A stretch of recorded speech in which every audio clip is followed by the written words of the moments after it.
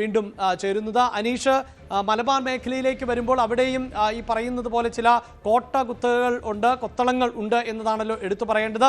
അവിടെയൊക്കെ മാറിമറിഞ്ഞ തെരഞ്ഞെടുപ്പ് ഫലങ്ങൾ കഴിഞ്ഞ കാലങ്ങളിൽ നമ്മൾ കാണുകയാണ്. ഇത്തവണ ഏത് തരത്തിലാണ് പ്രതീക്ഷകൾ? വോട്ടെണ്ണലിനുള്ള ക്രമീകരണങ്ങൾ ഏത് നിലയിലാണ്? എന്താണ് മറ്റു വിവരങ്ങൾ?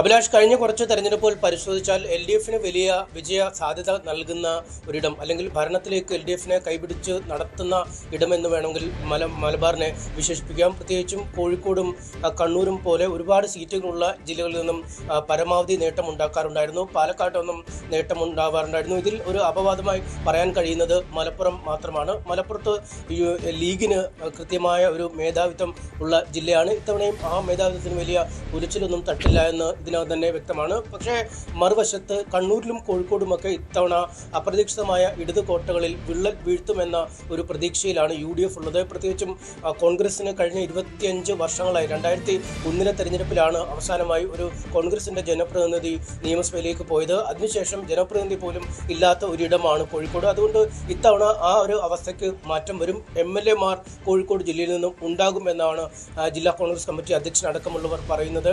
നാദാപുരം പോലെയുള്ള ചില സീറ്റുകളിൽ ഉറച്ച ഒരു അട്ടിമറി അവർ പ്രതീക്ഷിക്കുന്നുമുണ്ട്. കാരണം 40 വർഷങ്ങളായി ഇടതുപക്ഷം മാത്രം ജയിച്ചു വന്നിരുന്ന സീറ്റുകളാണ്. അവിടെയൊക്കെ ഒരു മാറ്റം ഇത്തവണ പ്രതീക്ഷിക്കുന്നുമുണ്ട്. പേരാമ്പ്രയിലൊക്കെ LDF കൺവീനർ TP രാമകൃഷ്ണൻ ലീഗിലെ പുതുമുറക്കാരിയായ ഫാത്തിമ തഹ്ലിയുമായി കടുത്ത പോരാട്ടത്തിൽ തന്നെ ഏർപ്പെട്ടിരിക്കുന്നു എന്നാണ് നമുക്ക് അവിടുത്തെ തെരഞ്ഞെടുപ്പ് ചിത്രത്തിൽ നിന്നും വ്യക്തമാകുന്നത്. ഒരുപക്ഷെ ഒരു അട്ടിമറി സാധ്യത പോലും UDF തള്ളിക്കളയാത്ത മണ്ഡലമാണ്.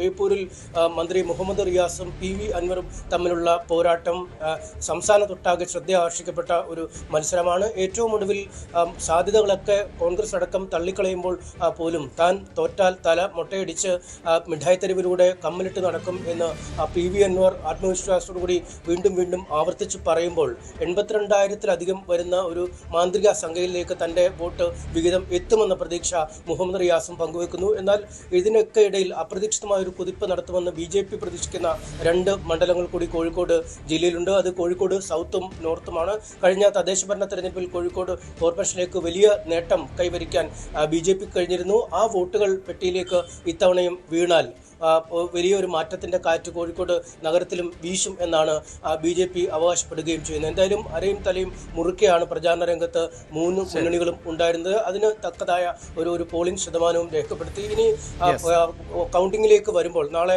സമഗ്രമായ ഒരു ഒരുക്കങ്ങൾ, പ്രത്യേകിച്ചും ഈ ജില്ലയിൽ ആകപ്പാടെ നിരോധനാജ്ഞ വരെ പ്രഖ്യാപിച്ചാണ് ഈ അനിഷ്ട സംഭവങ്ങൾ ഒഴിവാക്കാൻ ജില്ലാ ഭരണകൂടം ക്രമീകരണങ്ങൾ നടത്തിയിരിക്കുന്നത്. കോഴിക്കോട്ടേക്ക് വരുമ്പോൾ അവിടെ ഇതാ പലയിടത്തും അതിശക്തമായ സുരക്ഷാ സംവിധാനങ്ങളാണ്. കൂടുതൽ വാർത്തകൾക്ക് News 18 Keralam YouTube channel subscribe ചെയ്യുക.